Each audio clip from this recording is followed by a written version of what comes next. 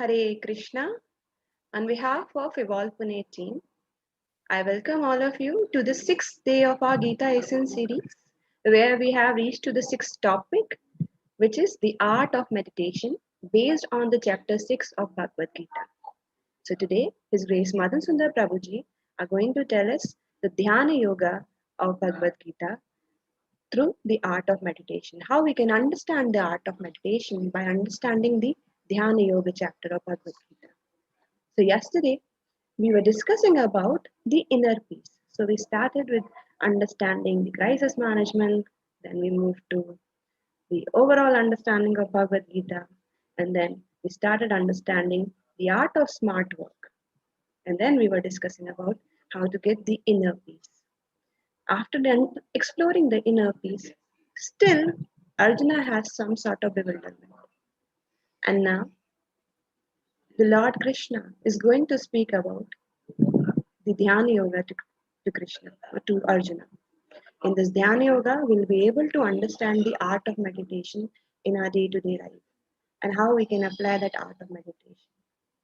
So without much ado, we welcome His Grace Madan Sundar Das ji to take over the session. But till the time Prabhuji is going to take over the session, I have few announcements for you, which I would like to make at the end of the session. But maybe I'll take this opportunity to announce today itself. Tomorrow we have the auspicious occasion of Akshay Tritiya, and on the auspicious occasion of Akshay Tritiya, Prabhuji is going to have special session for all of us, which will be in the Hindi language, and the timing will be same, 7 p.m. to 8 p.m.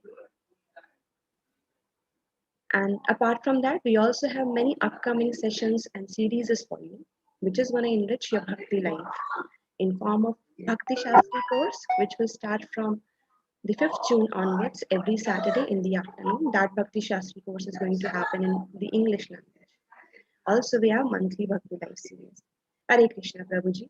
We welcome all of you to take over the session and take over through the journey of the art of meditation. The session is yours.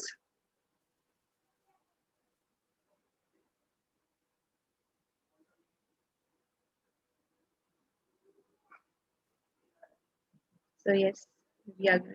Hare Krishna.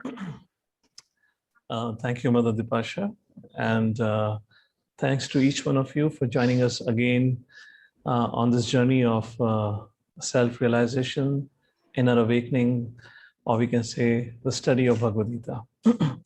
We'll start over today's topic by seeking blessings and offering our prayers to the Supreme Personality of Godhead and to the Acharyas through whom we have received this knowledge through the means of Guru Parampara. Om Jnanatimirandasya Jnananjana Shalakaya Chakshurunmilitam Yena Tasmai Shri Gurave Namaha. Namo Vishnupadaya Krishna Pristhaya Bhutale Srimate Bhakti Vedanta Swami Niti Namine. Namaste Saraswate Devi Gauravani Pracharine Nirvishesha Shunyavadi Pashatai Deshatarine. Jai Shri Krishna Chaitanya Prabhu Nityananda Shri Advaita Gadadhar Shrivasadi Go Bhaktavrinda. Hare Krishna Krishna Krishna Hare Hare, Hare Rama Rama Rama Hare Hare.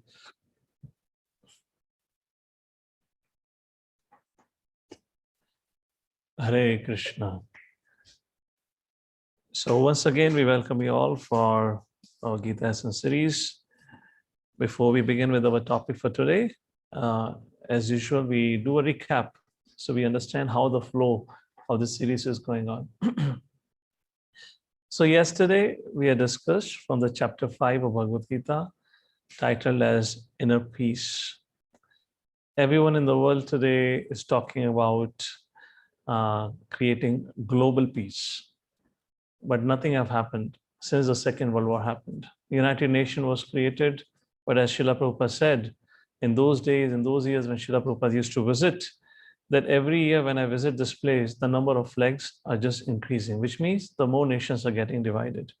However, the 5th chapter of Bhagavad Gita, Lord Shri Krishna gives us the secret of attaining global peace, which is through the means of attaining inner peace. When an individual attains inner peace, then only we can have a global peace. Often we take too much anxiety due to the misconception that I am the controller, I am indispensable. But Lord Shri Krishna debunks this misunderstanding and explains in the 5th chapter that there are 3 doers. You or I are not the only doer, but there are 3 doers. And what is there in our control is only to desire. We can only desire. The desires get sanctioned by the Supreme Lord, and then the facility is created by the material nature. Have you ever wondered why some of our desires get sanctioned and not all the desires are sanctioned? That's the answer for it. It is all decided by Paramatma or Super Soul based on our karmic activities or the reactions of our past karmic activities. So when Arjuna heard this, he was amazed at this profound wisdom about 3 doers. And then he asked, my dear Lord, what is the world view of such a person who understands that he is not the doer? Because all the problem is actually happening because of the misunderstanding that I am the controller and proprietor. Therefore, Lord Shri Krishna speaks about it in the 18th verse of the 5th chapter, where Krishna says, Vidya Vinaya Sampane Brahmani Gavihastini Suni Chaiva Sapake Cha Pandita Samadarshina. Such a person, what is his worldview? He sees everyone as his brother and sister. Although there is a diversity at the physical level, but there is a unity at the spiritual level. Because when it comes, when it is about spirit, at the end of the day, we are one in quality. So just give me a quick second.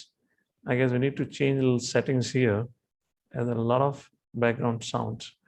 And can we disable the speaker in the meantime? Because nobody needs to speak. Hare Krishna. So this is what happens when Lord Shri Krishna explains the worldview of such a person who knows this. And then Arjuna exclaimed that, my dear Lord, I totally agree actually.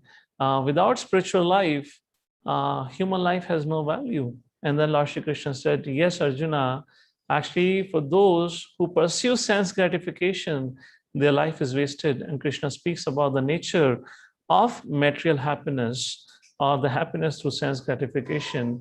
In the 22nd verse of 5th chapter, Yehi samsparsha jab hoga dukha yoni evate. So what is produced is nothing but dukha. Adi antavanta kante nateshu ramate buddha. Therefore, one who is intelligent, Buddha, nateshu ramate, he does not relish in the temporary pleasures like this. And finally, the peace formula was shared by Lord Shri Krishna, Bhoktaram, Yagana Tapasam, Sarvaloka Maheshwaram.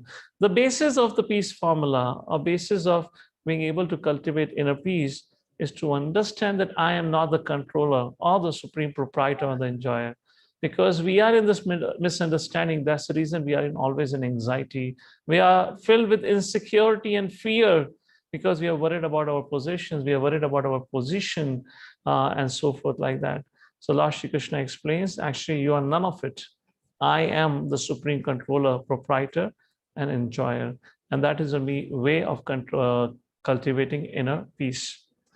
However, 5th chapter, there is one more very important subject matter which was discussed in the 5th chapter, with which actually 5th chapter opened up. And that was an inquiry by Arjuna. Should I take to the path of renunciation? Should I perform my duty? Should I work?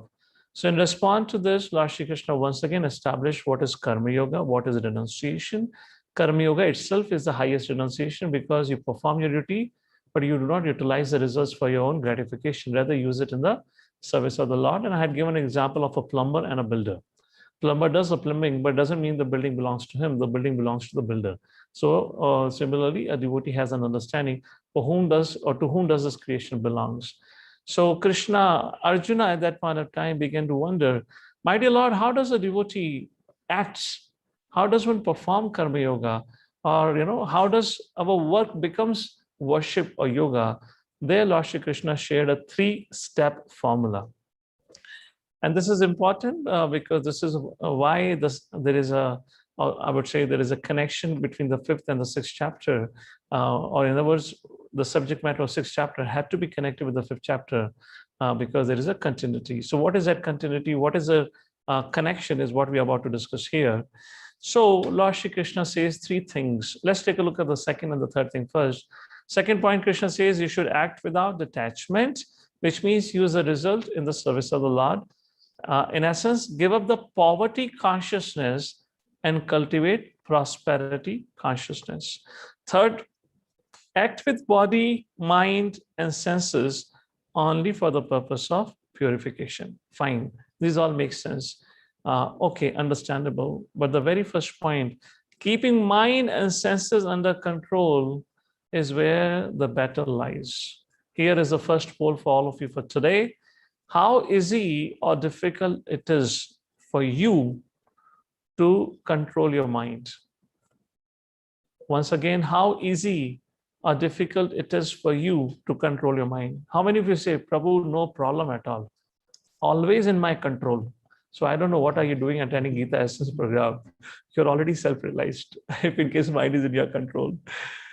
Okay, so please fill in your answers, maybe another 10 seconds more, and then we can publish the results. I'll continue with the discussion like that.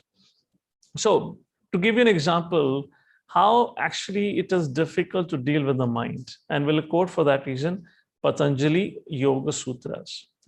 Patanjali in his Yoga Sutras compares mind, Hare Krishna, so almost 70%, 70 plus percent plus 8, which means around 75% agrees it's difficult or more than difficult. Thank you. So Patanjali in his Yoga Sutras compare mind to a monkey. What is the nature of monkey? Always restless, disturbed, and very difficult to control. To give you an example, once there was a debate going on between a devotee of Lord Ram and devotee of Lord Shri Krishna. And this debate was happening at no other place than at Vrindavan. So a lot of philosophical discussion happened. Who is the greatest? Is Lord Ram the greatest? Is Lord Shri Krishna is the greatest? A lot of debate, a lot of philosophical points were brought out. Finally, the devotee of Lord Ram said, your Krishna herded cows. The cows are animal in mode of goodness, very peaceful. But my Lord Ram, he directed monkeys in the battle of Ravana. As soon as devotee of Lord Shri Krishna heard, who lived in Vrindavan, has enough experience of monkeys, he said, yes, I totally agree. Ram is greater. To control the monkeys is almost impossible. Anyway, that was just a side joke. So in this chapter, Arjuna expresses it is very, very difficult to control mind. Now, if Arjuna says, then what is the hope for all of us? As we live in a world of constant distractions, and we're not even as qualified as Krishna. Let me give you an example of the mind of a modern day man, wherein the mind can be compared to that of a state, intoxicated monkey. So a mind can be compared to an intoxicated monkey. Or let me put it this way, there is a monkey who is drunk, he is intoxicated. Now that monkey's tail has been tied up with a pointed bush. You know, the bush that is pricking into his tail. And finally, this drunk monkey with a bush tied to his tail is put behind the cage with scorpions that are constantly biting him. What a miserable condition, isn't it? Monkey who is already restless is become more restless because of intoxication. Now he's being pricked by the pointed bush, and finally he's been enclosed in a container which is filled with scorpions that are constantly biting him. So what does it mean? So we said intoxicated monkey is compared to a state of a mind of a modern day man, which means intoxication or intoxicated monkey refers to ahankara. I am the controller, I am the proprietor, I am the enjoyer is what everyone is suffering with. Everyone is intoxicated with this understanding or misunderstanding that he is the doer, he is the controller. Now, this intoxicated monkey is being pricked by a bush tied to his tail. Similarly, the modern day man, his mind is constantly pricked by anger. Why anger? Because this man is filled with so many desires. And as we have discussed, all the desires can never be fulfilled. And when desire is not fulfilled, person becomes angry. Therefore, such a person remains always angry, or the mind of such a person always remain angry. And then the third part of the story was this intoxicated monkey, which refers to a mind of a modern day man, has been put in a cage with the scorpions that are constantly biting him. Similarly, the mind of a modern day man is constantly bitten by envy, where he compares, where he constantly compares his well-being with others' well-being. And when he sees others becoming successful, more prosperous, such a person becomes more agitated or disturbed. How many of you agree with this analogy of an intoxicated monkey pricked with a bush, pointed bush, and kept in a cage with the scorpions, being compared with the mind of a modern day man? Yes or no? Does the mind of a modern day man intoxicated by ahankara, false ego, being pricked by anger and being bitten constantly by envy? Yes or no? Let me know, and our host can tell us what our audience are talking about. So this is a situation of a modern man, whose situation of a man who has failed to control his mind. Therefore, in this chapter, chapter 6, which is also called as Dhyana Yoga, Lord Shri Krishna would discuss or reveal the secret of how to control the mind. We are talking about inner peace. Yesterday we discussed that. How can you cultivate inner peace if your mind is so agitated? So the way to inner peace begins with controlling our mind. Therefore, Lord Shri Krishna in this chapter will talk about how we can control the mind. So in present day, millions and millions of people practice yoga. Particularly in this chapter, Lord Shri Krishna talks about the science of Ashtanga Yoga. Ashtanga Yoga is sometimes called as Dhyana Yoga, Hatha Yoga, etc.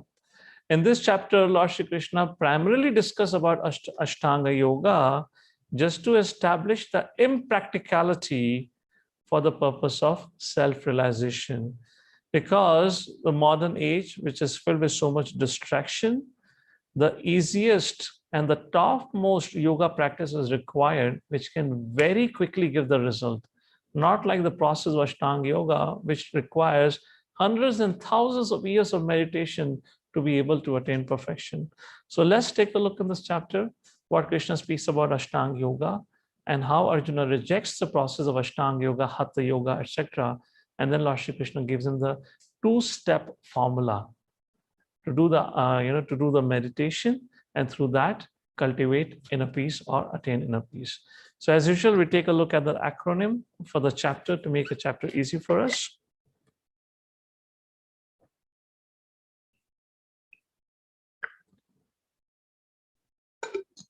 So the acronym for this chapter is EASY, where E stands for enemy or friend. I'm pretty sure we all would have heard the inner voice. We all must have experienced it. The devil on one shoulder and the angel on the other, and each of them giving their own advice to the confused person in between. Yes or no? The mind is that voice within our uncontrolled mind. The point is, the mind, if it is uncontrolled, then it will agitate and misguide the soul within this world. And it will force us to succumb to the lower nature of lust, anger, greed. However, if the mind is controlled, then the mind acts as a friend and helps us make the right decision. And that is the premise of this first 9 verses of the 6th chapter of Bhagavad Gita, where Lord Shri Krishna says, one who has learned to control his mind has found his best friend. One who has failed to control the mind has created the worst of the enemy in the world. Therefore, Lord Shri Krishna says, mind can be an enemy or a friend. Udharat Atmanatmanam natmanam avasadayat Atmaeva hi atmano bandhur Atmaeva ripur atmanaha. Sixth chapter, verse number 5. One must deliver himself with the help of the mind, not degrade himself. The mind is a friend of the conditioned soul and also the enemy. Therefore, Lord Shri Krishna gives advice in the next verse. Bandhuratmatmanas tasyenatmevatmena jitah anatmanastu shatrutve vartitatmeva shatruvat. For him who has conquered the mind is the best of the friends. But for one who has failed to do so, the mind will remain the greatest enemy. According to modern psychology, mind can exist in two states, what they call as a healthy state and an unhealthy state. To give you a very simple example, all of you would have heard of this example of a glass which is half full. So, a person who has an unhealthy state of mind, he will look at the glass and talk about that this glass is half empty. The nature of unhealthy mind is always compare, complains, and criticizes. Whereas the state of a healthy mind is such, the person with a healthy mind would see that thank God, at least the glass is half full. He would be grateful for at least whatever the opportunity is given. Therefore, the qualities of life depends on the quality of thoughts. Your thoughts form the world around you, which means if we carry a thoughts of scarcity, we'll be surrounded by scarcity. If we carry positive thoughts, we'll find ourselves in contented situations. And if we have negative thoughts, then we are always complaining, comparing, and whining. Even the sweetest relationship can become the worst in such a state of mind. And this is the degree of influence of our thinking on our well-being. Therefore, thoughts defines our belief system, which means the likes and dislike, which is also called as sankalpa and vikalpa in Sanskrit. And the belief system defines our behavior, which is also called as lifestyle. Our behavior, our lifestyle that we live further strengthens our thoughts. And this is how it becomes a cyclic, vicious process. So if you want to change your behavior, that has to begin with changing our belief system. And to change our belief system, we need to change our thinking. It's a matter of belief system. For example, if you take out a currency note and take a look at the currency note, we have a very strong understanding. As long as this currency is in my pocket, it belongs to me. But if you carefully look at the note, it says it belongs to the Reserve Bank of India. And for God's sake, if Narendra Modi today evening decides to go for the second demonetization, then tomorrow morning you probably won't be able to eat chole also on this. You know, or sadak ke corner pe chole milte na, dry chole, kagaj mein, if this your currency note would not have even that much value. But look how much we are attached, thinking that this is mine, this is not mine. And that is the point about it. Let me give a more concrete example of it, that how all behavior is belief driven. And I'm taking the example of Srila Prabhupada for that reason. Of course, we could have quoted some other examples, but let's talk about Srila Prabhupada. Back in 1945, Japan was dropping bomb on the city of Calcutta. There were red sirens were going on everywhere. And everyone's supposed to take shelter in the bomb shelters or hide in the bomb shelters. In the meantime, when this was going on, when the bombs were being dropped in the city of Calcutta, Srila Prabhupada, as a married man at that point of time, was peacefully cooking in the kitchen. So his neighbor was running, and when he saw Abhay Charan De fearlessly sitting in the cooking, or he's standing in the kitchen and cooking, he said, "Abhay, what are you doing? Don't you hear the sound of the siren? Don't you see the planes flying over the sky? Don't you see them dropping the bomb? We need to hide. We need to protect ourselves." And Srila Prabhupada coolly turned to his friend and said, "If Krishna wants to protect somebody, nobody can kill him. And if Krishna wants to kill anyone, nobody can protect that person." And Srila Prabhupada continued frying kachori. Interesting. So our behavior is belief driven. Srila Prabhupada had such a strong faith on Lord Shri Krishna, therefore he was fearless. And that's the point about it. So question comes, If we want to change our behavior, it has to begin with changing our belief. To change our belief, we have to change our thoughts. So how do we change our thoughts? Our thoughts are formed by association. And association is of two kinds. One is association of a person that we all know of it. Association is contagious, and so forth. There are many, many sayings about it, and we all know of that. I would like to focus on another kind of association which we actually do not recognize and has a far much more impact on our consciousness. And that is the association of information. If people are addicted to watching news, they're prone to become filled with anxiety, negative thoughts, develop quarrelsome behavior, and remain agitated. How many of you would agree or have experienced when you watch news for a long period of time, we become political in our behavior? We also begin to speak about the, the great gentlemen who are there in the political parties, how they behave with each other. Yes or no? You begin to get affected. You become paranoid. You become fearful, particularly in this COVID time. Of course, there is a pandemic outside, but far worse than that is a fear which has been created because of which people, without having any illness, any symptom, are not able to breathe. Even without COVID, not having COVID, still they're having breathing issues, and they're forcing a doctor to declare them that they have COVID because they want to start medication, and doctor is pleading them, you have nothing, but they're not understanding that they are suffering because of anxiety epidemic. So that is what happens when people are attached to watching news, breaking news 24/7. Somebody has grown up with watching a lot of movies. Hardly any movies talk about the real life stories. Most of them are about unreal world, particularly the superhero movies. And one of the most prominent superhero from India is Rajinikanth, the South Indian hero Rajinikanth. If in case you have ever seen a movie of him, of course, it's been decades since I saw it, but I do remember as a child growing up, I saw one movie of his. He's driving a truck, and suddenly the road is blocked by almost a dozen men holding a rod in their hands. So Rajinikanth presses the brake of a truck, and the truck makes such a kind of just like a car skids when you press a brake.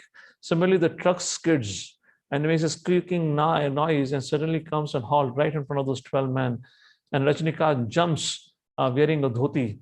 He jumps out of the truck, he comes out, and he counts how many men are there. And then he puts his hand in his pocket and takes out a cigarette, bidi, not just cigarette, but bidi. He lights up the bidi, and he throws the bidi up in the sky. And he goes in the meantime and beat all the 12 men, comes back to the same spot, puts his head up, and the bidi falls in his head, falls in his mouth. This is a superhero movie, but you know for sure this is unreal, never happened. But those who have grown up watching these things, imagine what will happen. They don't know what is the reality of life. They tend to become more violent and unrealistic.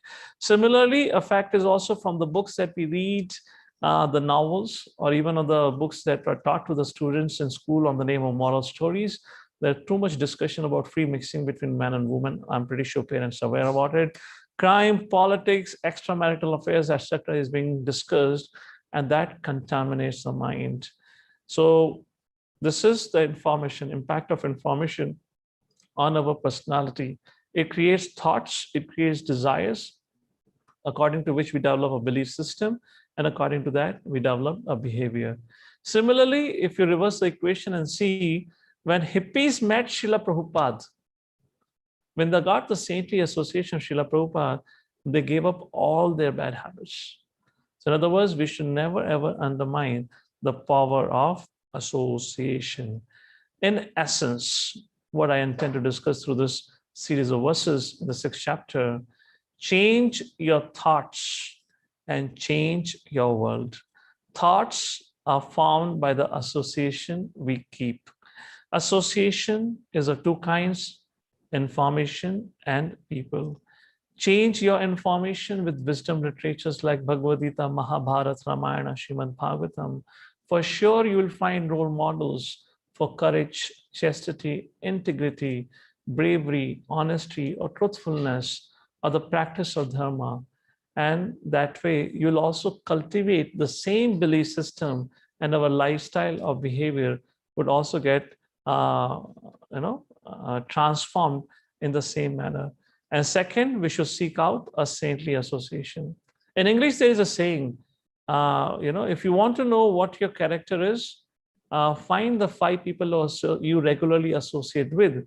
You're an average of those 5 people, which means the 5 people who we regularly associate with is what we become like.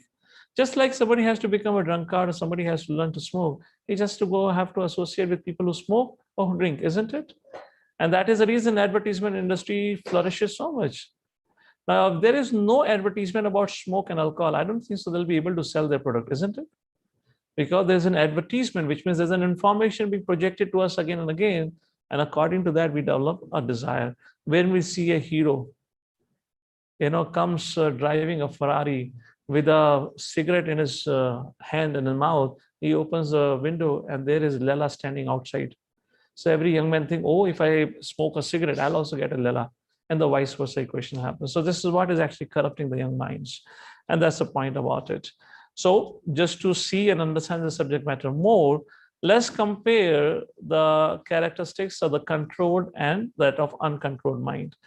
Controlled mind acts as a friend, whereas uncontrolled mind acts as enemy. Controlled mind follows dictations of Guru and scriptures. Uncontrolled mind follows dictations of Kama, Krodha, Lobha, Moha, Mad, Matsarya.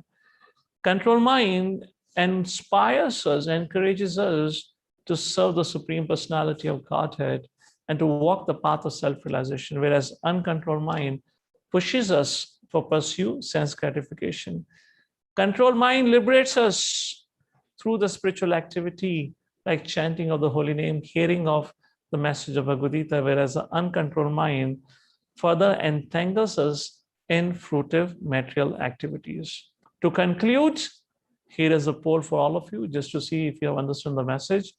How to train our mind so that it can become our friend. I hope all of us have understood the importance of training the minds and the difference between controlled and uncontrolled mind. So the question is, how do we train our mind so that it can become our friend?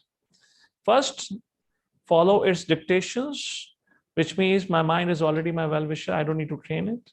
Second, follow dictations of Guru, Sadhu, and scriptures rather than that of mind. Third, follow advice of my atheist friends and relatives.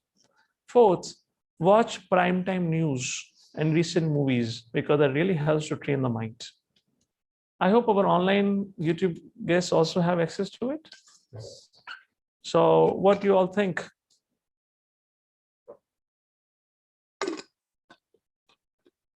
All right, till the time you all give an answer, we'll continue with our discussion. Hare Krishna. So, oh, my screen. Yes. So here, after explaining the need of controlling the mind, now Lord Shri Krishna speaks about the process or the means by which we can control the mind. And this brings us to the second section of chapter 6, where A stands for Ashtanga Yoga. So the result of the poll is 97% students agree and they have given the correct answer, which is not to trust the mind, but follow directions of Guru, Sadhu, and scriptures. Thank you. So Ashtanga Yoga is being described now. Now, one way of controlling the mind is through the process of Ashtanga Yoga, which means Yama, Niyama, Asana, Pranayama, Pratyahara, Dharana, Dhyana, Samadhi. These are 8 limbs. Through this, we can control the mind. But what is the process? Ashtanga Yoga cannot be practiced at your comfort of your living room, with being in a married life and doing an IT job or running a business. The prerequisite, the very first prerequisite of Ashtanga Yoga is, as Lord Shri Krishna describes in 6th chapter, renunciation. Wear a single piece of cloth, walk directly to the forest, never to return back. No family life, no office life, no social life, only spiritual life. What about eating? Whatever falls from the tree, you can eat it. No plucking is allowed. No uprooting of fruits or vegetable is allowed.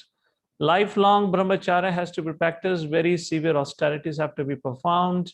In the winter season, you have to take bath in the cold water, and in the hot season, you have to surround yourself by the by the fire to develop the renunciation. Like that, these are some of the things which are explained, that how an Ashtanga yoga has to be practiced. In other words, it's a very austere path, and yogi would meditate for many, many years, maintaining silence and complete silence, no talking to anyone, and has to live a life of complete seclusion, no interaction with the outside world. Sorry to say, you're not allowed to take your smartphone. You cannot update your status, Hare Krishna, today I did meditation for 2 hours. How's life with you? There cannot be no status update, no Facebook, WhatsApp is allowed. So here is a question for all of you. How many of you would prefer an Ashtanga yoga? Oh, no. The question is, how many of you would prefer an alternative to Ashtanga yoga, which is more easier and possible for current age? Or are you comfortable with Ashtanga yoga? How many of you would prefer an alternative, something which we can practice by being at home at the comfort of our life, continue with our social, professional, personal life, and eat nice Krishna Prasadam? Or how many of you think I'm ready for renunciation? Jai Hind, I'm going to the forest. Or Jai Bhavani. Right? So how many of you are ready for it? You can let me know. Fine, I'll continue in the meantime. So, oh, sorry, I got in the wrong slide. Yes. So how did Arjuna react to this? So Arjuna said, mission impossible. He's not quoting Tom Cruise movie, by the way. Tom Cruise movie name is taken from Bhagavad Gita. He said, mission impossible. 33rd verse, Arjuna said, oh Madhusudan, the system of yoga which you have summarized appears impractical and unendurable to me, for the mind is restless and unsteady. And then he describes the nature of the mind. Let me introduce to all of you one of your most cherished and dear friends, the mind. You'll be surprised once you know the nature of your mind. Please see what Krishna says. So, okay, 12 of our participants says no, they don't need an alternative to Ashtanga yoga. Please meet me after the session. I'll make an arrangement to send you to the forest then. Okay. All right. Or better you change your option until the end of the session. Okay, I'm just joking. Okay, so what is the nature of the mind? Arjuna said, Chanchalam hi mana Krishna pramati vallavatratam tasyaham nigraham manye vayuriva sudushkaram. Krishna, I can control the raging wind, but mind, impossible. Why? Is restless, turbulent, obstinate, and very strong. Let's take a look at it word by word. Flickering, chanchalam, which means restless, is always changing his position, which means whenever we are faced with attachment, then we change our, decision, which means sankalpa, vikalpa. I accept, I reject. I accept as long as it doesn't affect my sense gratification. If it affects my sense gratification, I reject. And then a person rationalizes attachments. And a classic example is Arjuna.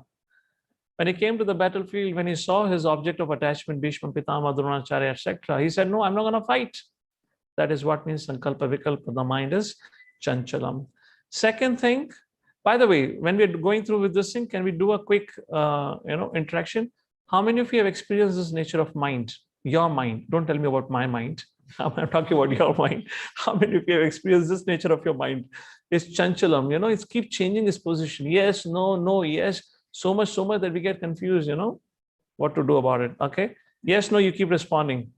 All right. Then next thing that Arjuna speaks about, chanchalam hi mana Krishna pramati. Ballavad, very obstinate and strong, which means once it decides, then it becomes very difficult not to do it. It clings on to an attachment and cannot get thoughts out of it. How many of you agree? There is a poll for all of you. Once mind decides, then it becomes difficult not to do it. Yes, no, not sure. If a mind has decided, then it's difficult. I'll give you an example. Long ago, one of the students was sharing with me who still works in IT company. And he said one day he came back to his home. He was living alone in a hostel. or a PG, and 11 o'clock, around 11 o'clock in the night, he was about to go to sleep when suddenly he thought, why not I just check out the cricket score? What's the cricket score? When he switched on the TV, and when he was just checking out the cricket score, there was an advertisement of a chow mein. Chow mein, 11 o'clock in the night. This boy got tempted and he felt like, oh, I wish I could eat chow mein. And he became so restless that at 11 o'clock in the night, he got onto his bike, left his house in search of chow mein. And he went from one restaurant to another restaurant, to third, to the fourth, and the fifth, from the North Pune to South Pune, to East Pune, to West Pune. And finally, he came back 2 o'clock in the night, empty-handed, without chow mein. And finally, he slept after drinking a coffee. And next morning, he got up late and had to, suffer the consequence of it. So he was telling me, Prabhu, I became so restless. I became such a slave of my mind that my mind took me on a ride for 3 hours in the middle of the night. And every time, whichever restaurant I reached, either the restaurant got closed, the chow mein got over, or that restaurant never served a chow mein. I got so fed up just because one advertisement that I saw, and that's how it affected me. So that's the nature of mind, obstinate and very strong. So of course, the poll results are here. 91% of you say yes, correct.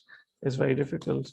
I'm curious about who are this no character here, who are saying no, who are saying they would like to do Ashtanga Yoga, and those who are saying no, their mind is not that difficult. I believe there are some kids on the session today, or maybe some self-realized soul from Brahma Loka are attending the session. Those are totally purified in their mind. Anyways, third thing which is being spoken about the mind here is turbulent. Chanchalam hi mana Krishna pramati ballavadhradam tasyaham nigrama dhradam. Chanchalam hi mana Krishna. What is that? Pramadi ballavad dhradam, determined. So that turbulent, which means it breaks down all walls, does not ask permission, which means once the mind becomes attached, once the mind becomes determined, it becomes very ruthless. It can make us act in the most selfish, egoistic, and ungrateful ways. And after a while, we all wonder, how can I act like this? How can I behave like this? How many of you have this experience where mind forced you to act in a very selfish and egoistic way, and after a while you thought, how can I ever behave like this with my own friend, with my own family members, with my own teachers, etc., etc. So how do we control it? Then Lord Shri Krishna talks about it. How do we control the mind? Krishna says in verse number 35 or 36, practice makes possible. It's 35th verse only, and Krishna says, Asamshayam mahabhavo manodurnigraham chalam abhyasena tu kanteya vairagyena chagriyate. Arjuna, I totally agree with you what you have spoken about the nature of mind. However, good news is you can control the mind, and there are 2 steps for it. Abhyasa by practice, second vairagya by detachment. So what is this abhyasa and what is this vairagya that we need to do? So practice refers to niyama, the do's, and vairagya refers to yama, which means don'ts, that we have to give up. So what practice we have to do? Follow the 9 limbs of bhakti. In other words, the foremost practice that we need to do at our stage right now, do refers to take sadhu association as much as possible. Chant the holy names of the Lord every day. This is the do for us to begin with. What is the don't? Stop watching news, stop watching movies, give up the bad association, give up the association of friends and people who actually, rather than helping to raise your consciousness, degrade your consciousness by talking about political, religious, and all kind of fanatic affairs like that. And if we do so, Krishna says, you'll be able to gain control on your mind gradually. Arjuna thought about it, and then he began to ponder, and he said, in fact, he became a little scared. Why? Because after all, controlling mind is not that easy. It requires great effort. It requires continued determination. Thus, he thought, what if a person is left in a no man's land, having failed to attain spiritual perfection? What if he simultaneously squanders his opportunity for worldly pleasure. And this is what brings us to the third section of chapter 6, where Arjuna now asked a question: what happens if one faithfully takes to this yoga process but later falls away without perfecting his spiritual consciousness? And the third section is success or failure, from verse number 37 to 45, where Arjuna says, my dear Lord, what is the destination of the unsuccessful yogi who in the beginning takes to the process of self-realization with faith, but who later gives it up due to worldly mindedness? Being under the influence of bad association, he gets distracted and does not attain perfection in mysticism. So Lord Shri Krishna talks about it. So when it comes to Ashtanga Yoga, a Jnana Yoga Marg, it is very, very difficult to practice. And if one gets distracted, it's very difficult to come back to that path again. However, on the path of Bhakti Yoga, there are two possibilities.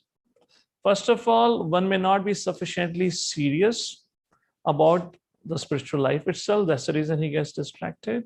Second, even after constant endeavor, one may deviate from the path. However, for Ashtanga and Jnana Yoga, because the path itself is very difficult, many times people give up on their own half the way. So Lord Shri Krishna appeases all such fears by explaining that whoever takes up to the process of yoga is eternally benefited, even if they don't attain perfection. How? Krishna explains in verse number 37 and 39. He speaks about the destination of unsuccessful yogi after a short practice of spiritual life and after a long practice of spiritual life. Krishna says, if we don't complete it in one life, then we carry it on the next life. The same point where we left it in the previous life is where the individual begins his spiritual life. And therefore, Krishna says, if after short practice somebody departs, then such a person takes birth in higher planets, or else takes birth in an aristocratic family where he is provided an opportunity to continue from where he left. However, somebody gets distracted for some reason after a long practice, then such a person takes birth in a family of Vaishnavas and devotees, wherein he has the opportunity to practice bhakti from the beginning. And finally, the Lord Shri Krishna concludes the 6th chapter, which brings us to the final section of chapter 6, where Krishna says, in all situations, be a yogi, karma yogi, jnana yogi, dhyana yogi, or bhakti yogi, but be a yogi. And that is the conclusion, where Krishna speaks about the importance of being a yogi in 46th and 47th verse. So who is a yogi? Yogi refers to one whose life and activities are aimed at establishing one's relationship with the Supreme Personality of Godhead. And through the 6 chapters of Bhagavad Gita, we have already discussed there are different ways of establishing that. There are different kinds of yoga which Lord Shri Krishna have explained up to the 6th chapter, beginning with Karma Yoga, Jnana Yoga, Dhyana Yoga, and Bhakti Yoga. Karma Yoga refers to senses, engaging senses. Jnana refers to engaging mind. Dhyana refers to engaging intelligence. And Bhakti Yoga refers to engaging everything in the service of the Lord. So when you have so many options, what is the best? Bhakti Yoga is the best. But why Bhakti Yoga is the best? Who tells us Bhakti Yoga is the best? Who can tell us which is the best yoga? For an example, who can tell us which is the best version of Microsoft Windows? Of course, the author of the Windows, Bill Gates. Similarly, Krishna is the creator of the science of yoga. So who is a better person than Krishna to tell us what is the best yoga? And therefore, in the 47th verse of 6th chapter, Krishna says, Yoginam api sarvesham. Among all the yogis, who is the best? Madkatenantaratmanam shraddhavan bhajate om same yuktatamo mataha. Among all the yogis, that yogi is best to always render devotional service unto me with faith. So Bhakti Yogi is considered to be the best. So what is Bhakti Yogi, or the path of Bhakti Yoga, which means connecting soul, or connection of soul with the Supreme Lord, is called as Bhakti Yoga. That yoga which established souls love and service for Krishna is called as Bhakti Yoga. In this age, the primary practice of Bhakti Yoga is mantra meditation, that is chanting of Hare Krishna, Krishna Krishna, Hare Hare, Hare Rama, Rama Rama, Hare Hare. Through this simple process of chanting of Hare Krishna Mahamantra, a person from any background can attain spiritual perfection and experience all the benefits described in the chapter or the previous chapter about attaining perfection. So many times people ask, can I practice Bhakti Yoga in my family life? Yes, why not? Krishna was a Grahastha who spoke Bhagavad Gita. Arjuna was a Grahastha who heard Bhagavad Gita, and both remained Grahastha after hearing Bhagavad Gita. So don't have any doubt about it. Nobody took to renunciation. Arjuna was a king and a family man, and Krishna spoke Bhagavad Gita to him. Many times people ask, all right, okay, but where is the time? Well, all the time is with you. Your time is divided into three brackets: worry time, work time, and waste time. I should put it this way: work time, worry time, and waste time. Work time is when you actually do work. Only God knows when we work. There's so much time goes in worry time. Let me ask this question. I have not created a poll, but among the three categories, work, worry, and waste, let me define these three briefly, and then we'll talk about it. Work means where you actually do meaningful work. Worry means where you're absorbed in thinking about your future. Oh, what will happen? What will happen? What if I get a future? What if I get COVID in the future, despite putting a vaccination? What if I get a third variant? What if I get cured? But if I get the fifth variant? What if I come to the seventh variant and finally the 10th variant kills me? What will happen? You know, the person keeps on thinking about the different variants which have not even existed of the COVID. That's a worry time. And the waste time is the time that we spend on all the other useless activities which do not add any value. Social media, a little bit comes into that, maybe a lot. Watching TV, watching news, etc., etc. Watching news is not bad, but if it is just for sake of taking a little information, but listening in details has become a waste time. So, open question for all of you. You can reply. So, in these three categories, which takes your maximum time in a day? You can rate it 1 to 3. For example, you can say, probably, I guess in my life, most of my time goes in worry, then work, and then waste time. So you can categorize it. You can type in on wherever you are. Can I see the chats are enabled? Okay. Oh, that's a delay. So whatever folks are saying on the Zoom.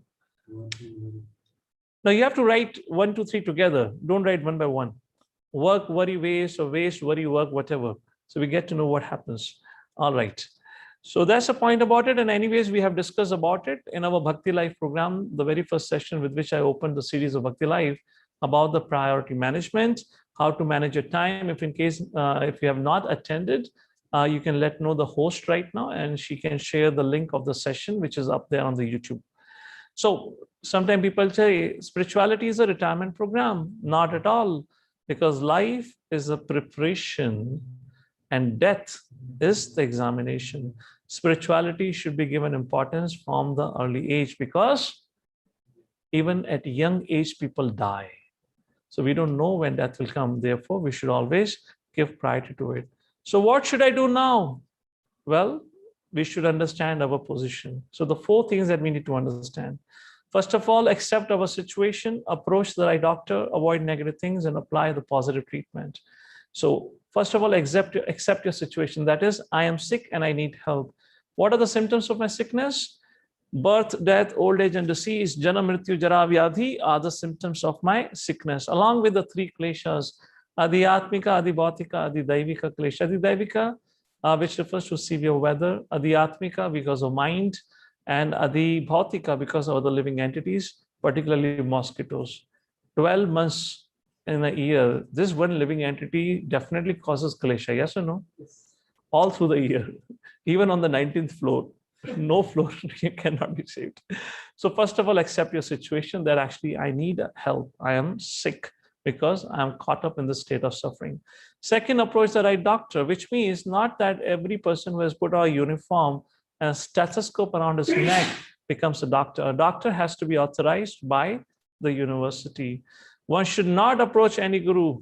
Guru must come in parampara. That's the point. So therefore, we have to find a bona fide guru, just like we find an authorized doctor. who has graduated from authorized university. Similarly, a guru should come from a bona fide parampara. And this is the disciplic succession. Some of you might wonder, if Krishna gave the message to Arjuna, why there is no name of Arjuna given here? Because Krishna not only spoke to Arjuna, because Krishna spoke to many. And we are coming in a parampara which actually started by Brahma. Krishna gave this message to Brahma, which is described in the second canto of Srimad Bhagavatam. Brahma gave to Narada, Narada gave to Vyasa. And in that disciplic line, our Guru Parampara lineage is coming. That's the reason Arjuna's name is not mentioned here. Third, avoid negative things. What are the negative things that we need to avoid or take care of? First, meat eating, as mercy is lost. Second, gambling, because truthfulness is lost. Intoxication, austerity is lost. And illicit relationship, because cleanliness, which means purity of mind, is lost. And by this, 4 sinful activities, the 4 pillars of dharma are broken. So 4 things to avoid are meat eating, gambling, intoxication, and illicit relationship, because they break the 4 pillars of dharma: mercy, austerity, cleanliness, and truthfulness. And finally, apply a positive treatment. Follow the prescription of the doctor. And what is that? A, B, C, D formula, which we have discussed before. Association, saintly people. Association is what we need to take. There are 3 kinds of association: devotee association, good association, and bad association. Bad association should be given up immediately. Good is okay. Best is devotee association. B refers to wisdom literatures. We should all take out time in our life on a daily basis to read at least for 10 minutes, if not more. Maybe read 1 or 2 verses of Bhagavad Gita or Srimad Bhagavatam. Third, every one of us should chant mantra, or mantra should engage in mantra meditation. If you are a newcomer, you can take out 15 minutes in a day to chant Hare Krishna Mahamantra. And if you're already practicing devotee, continue with it. So here, can I ask all of you, because it's just very strange. I cannot see, I cannot talk to any one of you. So I really don't know what's your level. Can you all type in how many rounds of Mahamantra you chant? Or if you don't chant at all, I will definitely go through your chat later on. So you can write down, if in case you chant 8 rounds, you can say 8. Or if you chant only 2 rounds, you can say 2. If you don't chant, you can say 0. Please reply with something. And similarly, our guests on YouTube can also do that. So that's the point about chanting Hare Krishna. And finally, these are some of the verses or Vedic references. And D refers to diet. First of all, vegetarian, and then it has to be Krishnized. That is Krishna Prasadam, like that. So like this, we have to apply the positive treatment of A, B, C, and D. And with this, we come to the conclusion of the 6th chapter. So what is Bhakti Yoga? What is the best yoga? Because Krishna said, be a yogi in the end. Therefore, we talked about and gave you a review of everything, of all the yogas which Krishna have discussed. What is Bhakti Yoga and why Krishna describes it to be a best yoga is what we discussed now. And with that, we come to the conclusion of the 6th chapter, where the prime focus was to give a skill set so that Arjuna can control his mind. And if the mind becomes controlled, then mind becomes the best of the friend. Through Arjuna, we have received that knowledge how to control the mind. There are 2 steps to controlling the mind. First, practice, abhyas. Second is vairagya, do's and don'ts. Practice of chanting Hare Krishna, practice of keeping good association, and don't, vairagya, to give up is bad association, the illicit or the sinful lifestyle is what we need to give up. And Krishna also speak about Ashtanga Yoga, which Arjuna rejected, saying that it's not possible. So that was a key focus about how to control the mind and the nature of mind. And the second part, the second key subject which was discussed in 6th chapter is what happened to somebody who's not able to succeed. Because some of you might be frightened now knowing the nature of the mind and might think, Prabhu, what if I'm not successful in my life in becoming a perfect yogi? What is the hope for me?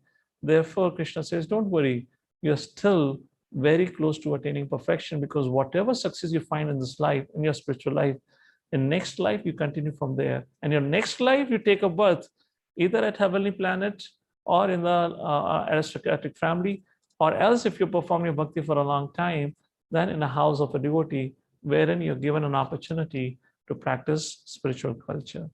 And that is the gist and the essence of the 6th chapter, with which we conclude for today.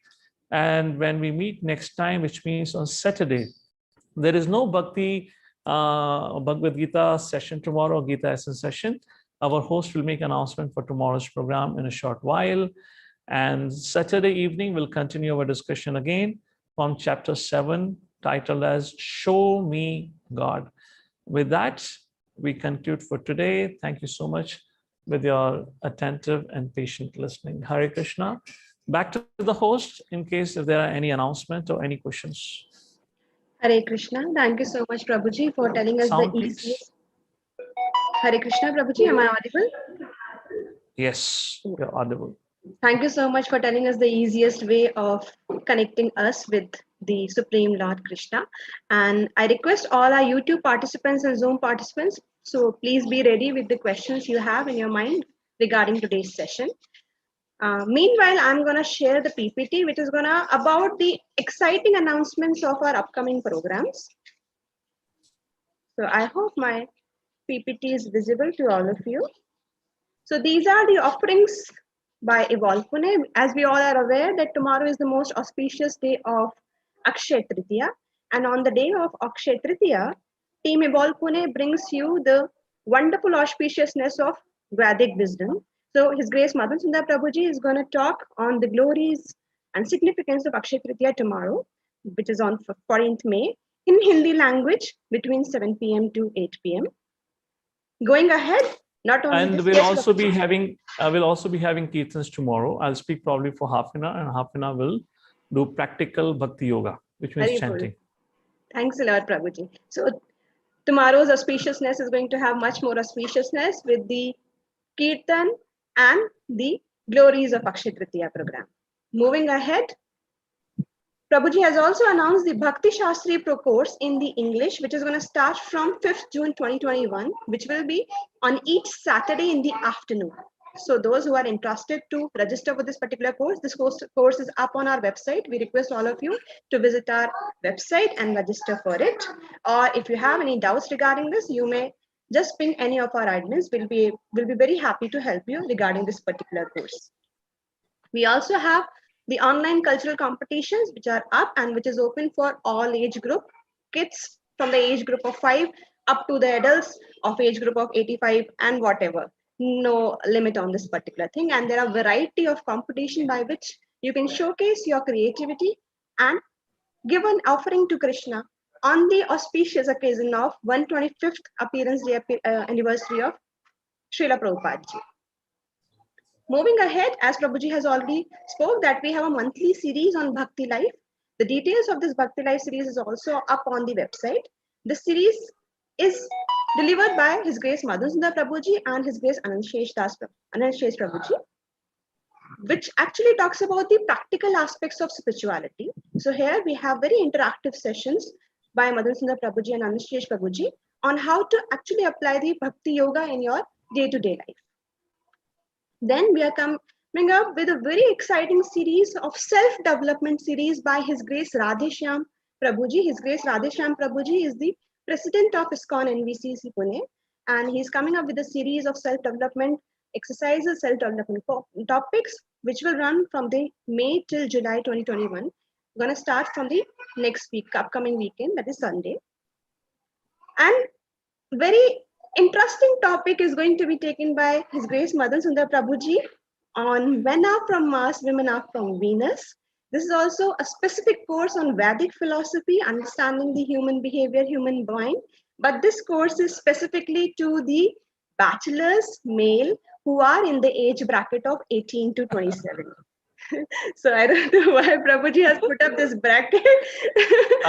Only reason was because I had been getting a lot of complaints that I have not done any youth program for quite a long time.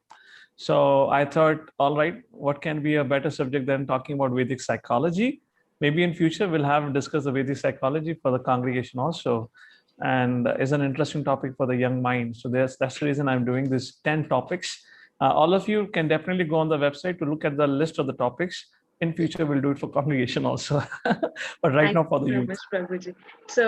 So for youth, it's going to be very, very interesting discussion. So we look forward that all of you are going to engage into this particular session. And moving ahead, as Akshaya Tritiya is a very auspicious day to start something which is very auspicious. So why not to start chanting and reading Bhagavad Gita from tomorrow onwards? So from tomorrow onwards, we are going to open the registration. If you would like to have a copy of Bhagavad Gita in any language, and you would like to have the bead bags and beads, then we are going to help you. We'll be able to dispatch you. So tomorrow onwards, we will open the registration for this. So we'll open a Google form where you can put on the details. So we encourage all of you to start reading Bhagavad Gita, to know more about it. Maybe you can distribute as a gift and chanting on beads. Now I stop this. This was all about the announcement. Coming back to the Q&A part, I request our Zoom participants to switch on their videos and raise their hands if they're having any doubts or queries related to today's session. And on the YouTube also, I request our participants to put up the questions. Although, interestingly, today I'm not able to see any questions. So then maybe I'll quickly take tomorrow's session first, tomorrow questions first, and then we can go ahead. Okay, so we don't have any questions from today's session then, right? Prabhuji, on Zoom, there are many. On YouTube, oh, there okay, Zoom we have. Yeah. Yeah, Okay, so Raj I thought, Lakshmi okay, ji, we end early today. Okay, Raj Lakshmi ji, I'm allowing you to unmute yourself. You may go ahead. Yes, Raj Lakshmi ji, please. Thank you, Prabhuji, for the wonderful session. Hare Krishna. Hare Krishna. Prabhuji, I chant about 20 to 25 rounds, but then still mind flickers. Even I try to hold, but I'm not able to. What to do? So the few things for that, our quality of chanting depends on quality of hearing. Shravanam Kirtanam is what Prahlad Maharaj said. So if we have a quality of hearing Krishna Katha, so to that degree, our quality of chanting improves, because in chanting, we are calling out the names of Krishna. And if we have an everyday program of hearing about Krishna, so as our knowledge develops about Krishna and about Lord's activities and pastime, to that degree, our attraction to the holy name increases. That's the first thing. So the chanting has to be accompanied with hearing, which means we should hear every day. That's the point. If not, half an hour. Second thing, there are 10 offenses which are described by Haridas Thakur when Haridas Thakur was questioned by Sri Chaitanya Mahaprabhu on the subject matter of chanting, and he gave 10 offenses to be avoided. So these 10 offenses, those of you who would like to know more about it, we have everyday Brahma Muhurata program at 4:30 a.m. in the morning. So I would request our host and admin to share the WhatsApp link of the Brahma Muhurta program. So those of you who would like to join, you can join at 4:30 a.m. just to get a gist of what is that 10 offenses that we recite. And I discuss about chanting for 5-7 minutes also. And once you get to of it, then you may not continue in case if you find it difficult. So there are 10 offenses that we need to be careful, because our ability to chant Hare Krishna comes from the blessings of the Lord. So we have to be very careful that by our actions, we should not be offending Lord. And one of the worst way to offend the Lord is criticizing the devotees.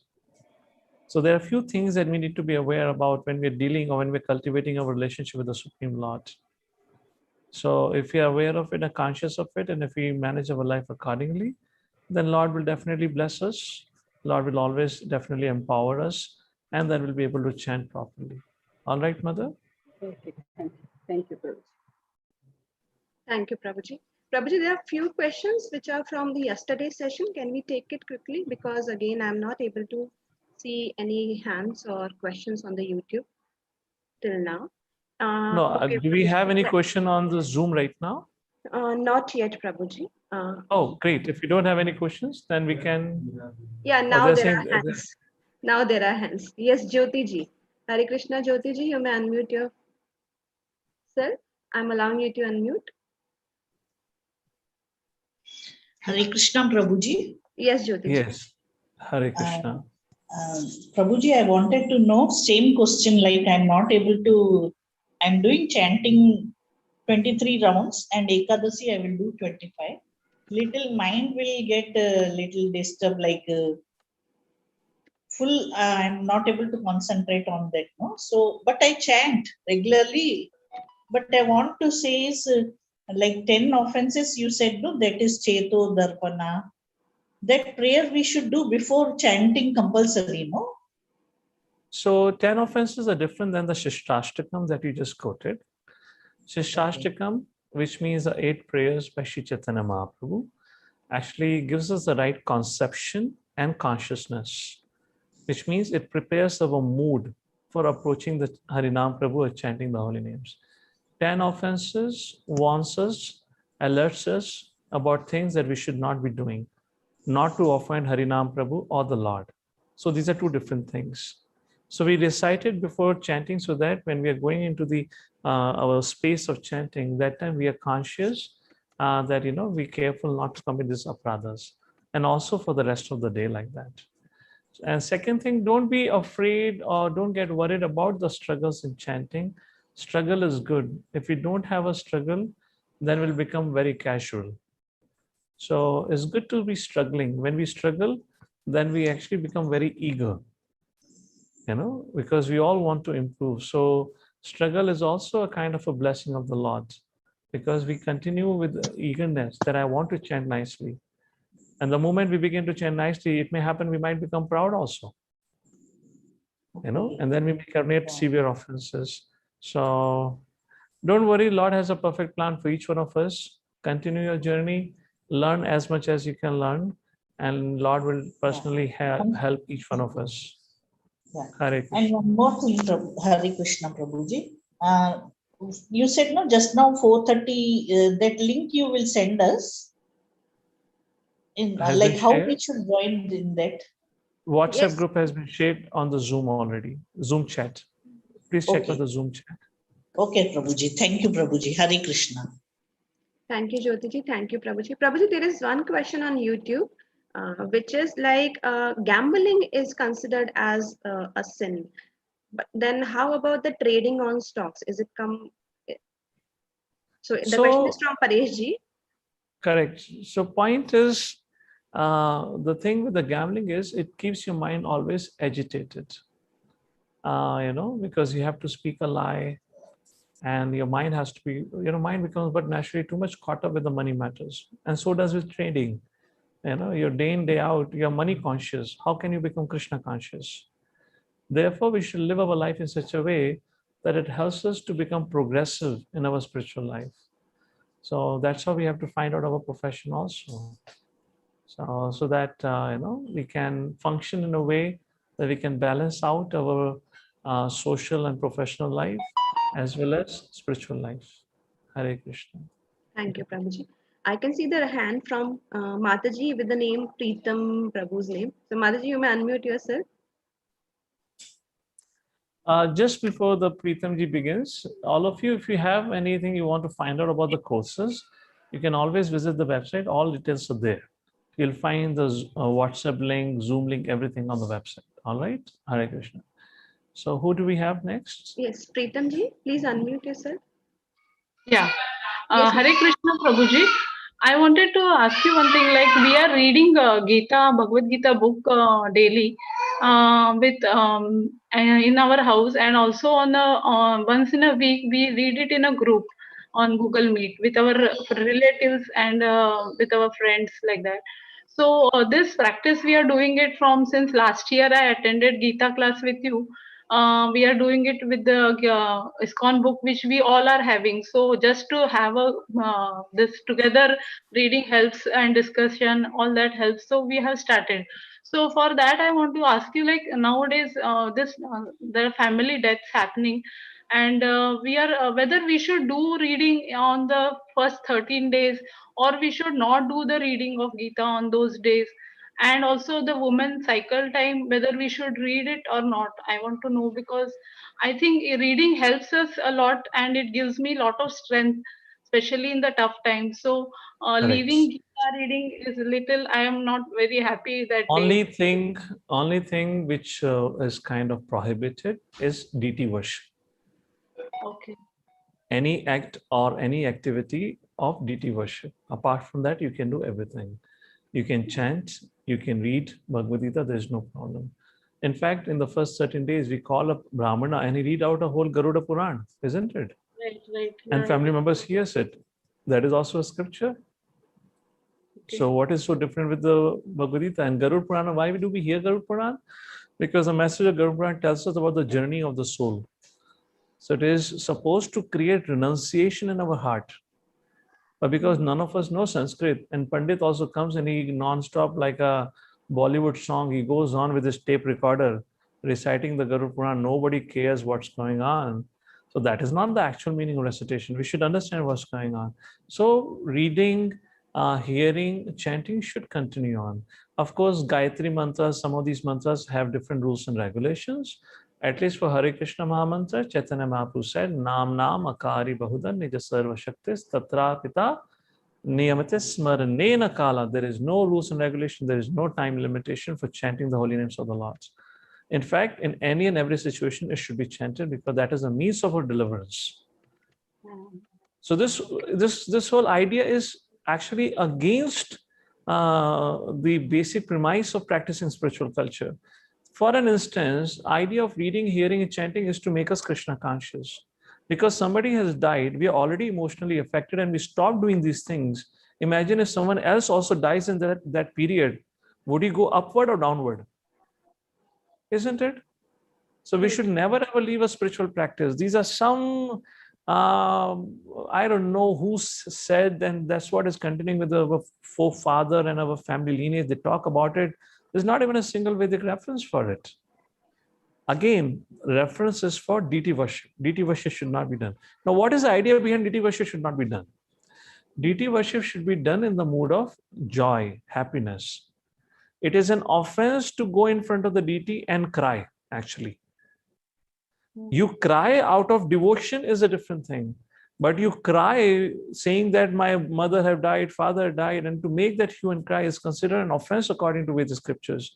So when you're already so much emotionally disturbed and then go perform deity worship, a person cannot do the service properly.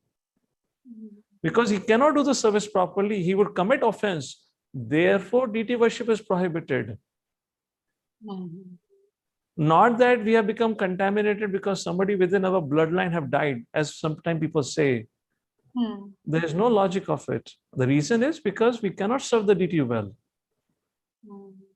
So therefore, we don't do the deity worship for that time.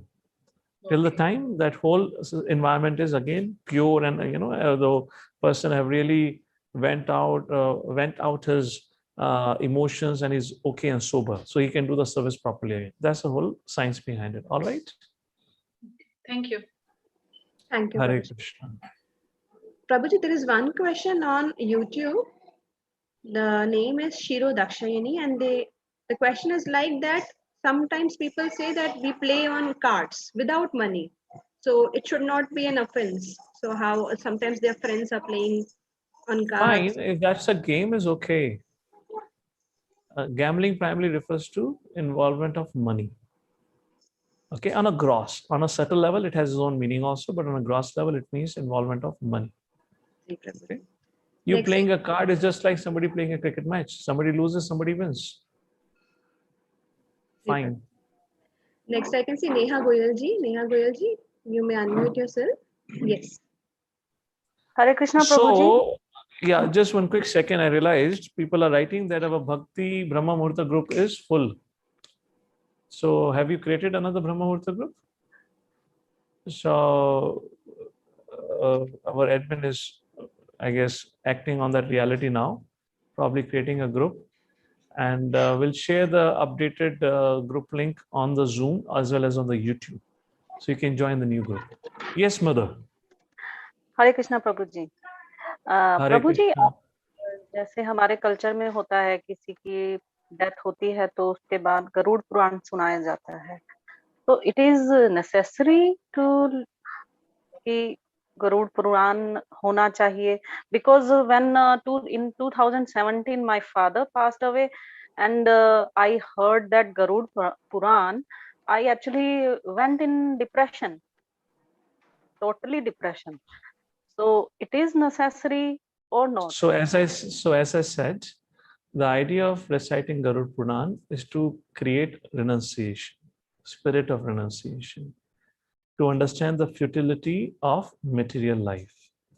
The death is inevitable, and there is a reincarnation, because it talks about the journey of the soul from this life to the next life, and what happens when it's taken to the abode of Yamaraj, and what all it faces on the journey to Yamlok, all the tribulations and the punishment that has to face.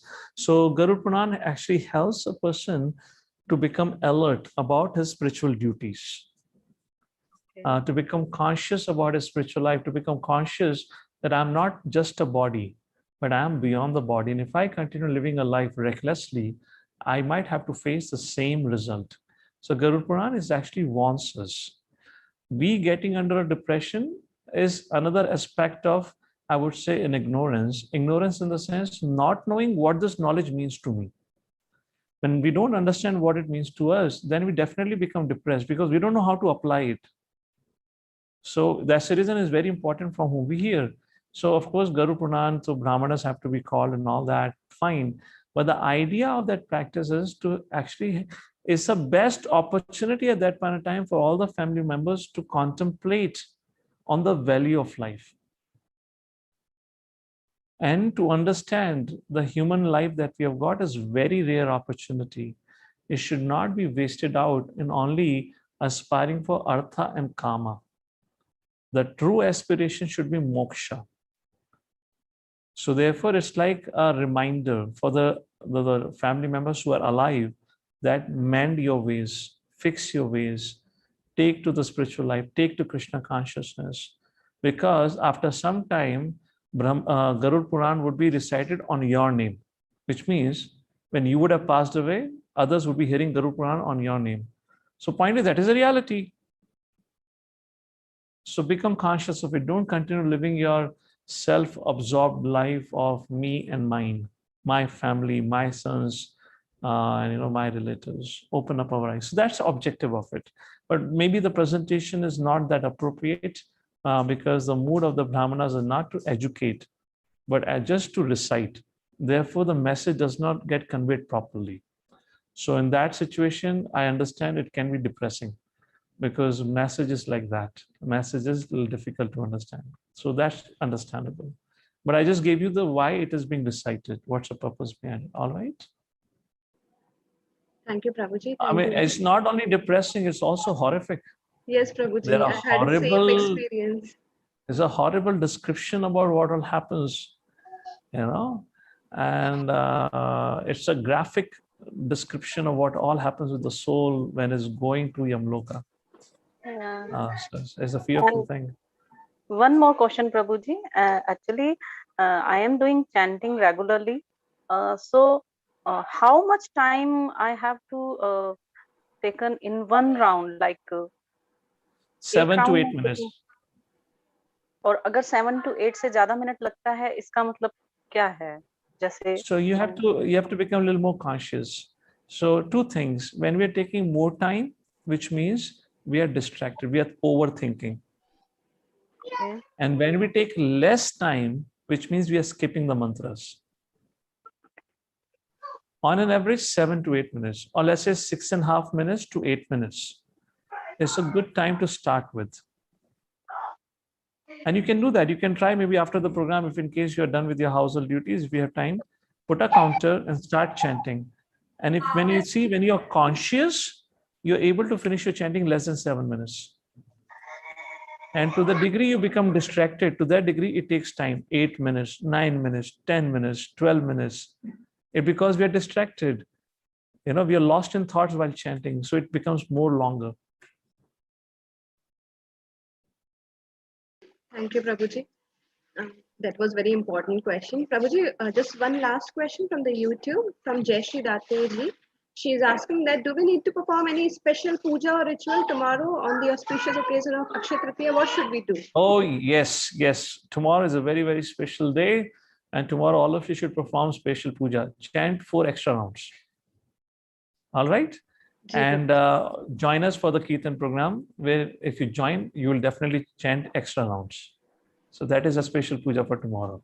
Hare Krishna, and wish you a wonderful, auspicious Akshaya Tritiya. One thing before I conclude, if in case some of us are not able to meet tomorrow for whatever reason, Akshaya Tritiya, why it's so auspicious? Because it is the only day in a year which has perfect muhurta 24 hours, which means you can take up to any initiative or do any task without checking the muhurta. So the science of astrology primarily was not meant to forecast your future. The science of astrology was meant to identify the good muhurtas. So therefore, earlier people would take initiatives by first discussing with an astrologer is what is a favorable time? What is a good time for me to start this new activity? And that's how people will take initiatives. So this Akshaya Tritiya day is a day where actually the whole day is auspicious. It's a perfect muhurta. You can start at any point of time. You don't have to consult an astrologer. And that is one of the important glory of it. And there are many important incidents and events that happen on the day of Akshaya Tritiya, which are described in the history of this world, which we'll like to briefly discuss tomorrow. And one of my favorite is Akshaya Tritiya is the day when the doors of Badri Vishal temple opens, the favorite place, Badrinath. So tomorrow we'll show you some nice video about Badrinath ji also. Hare Krishna. Srila Prabhupada ki jai. Thank you so much, Prabhuji. Thank you so much to our audience which have joined through YouTube and Zoom. I hope your doubts regarding accessing quiz is already clarified through the video which we have shared. So we request all of you to take some time out and complete the quizzes. We are already done with 6 chapters. So we request to go through all 6 quizzes. And we request all of you to join tomorrow for the Akshaya Tritiya program. Hare Krishna. Thank you so much for joining today. Take care of yourself.